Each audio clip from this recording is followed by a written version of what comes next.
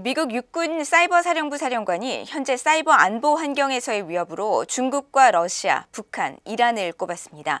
특히 북한은 핵 미사일 개발 실험에 따른 국제사회 제재를 회피하기 위한 수단으로 사이버 공간을 활용하고 있다고 지적했습니다. 첫 소식 오택성 기자가 보도합니다.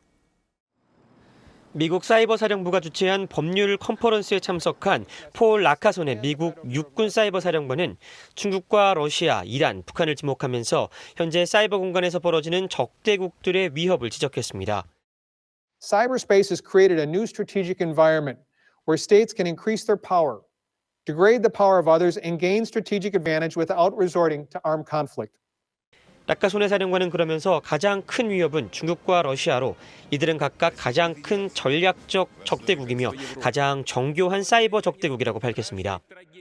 중국은 미국이 사이버 공격을 계속 적발하고 기소하고 있음에도 끊임없이 지적 재산권 절도나 사이버 첩보 활동 등을 통해 지속적으로 공격을 하고 있고 러시아는 미국의 통합과 적법성, 정치적 시스템을 약화시키기 위한 방법을 계속 찾고 있다는 겁니다. 라카손의 사령관은 이어 북한은 제재 회피의 수단으로 사이버 활동을 이용하고 있다고 설명했습니다. North Korea sponsors cyber exploitation of international finance via cyber means to evade United Nations sanctions.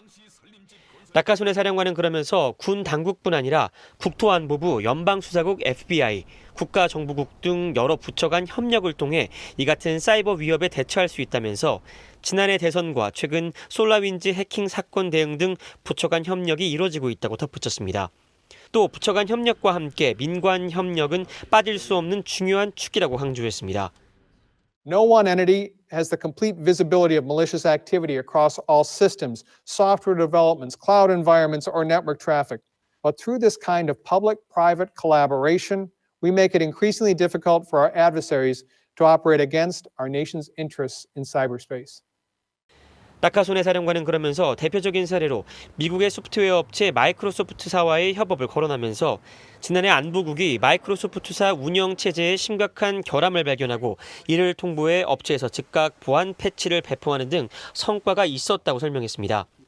마이크로소프트는 세계 각국 해킹 그룹의 활동에 대해 주의보를 발표하고 있는데 지난해 북한 등이 코로나 백신을 노린 해킹 공격을 시도했다고 발표하기도 했습니다. 라카손의 사령관은 나아가 사이버 분야와 법률 분야의 통합 운영을 통해 더 효과적인 작전 수행이 가능하다고 말했습니다. VOA 뉴스 도특성입니다.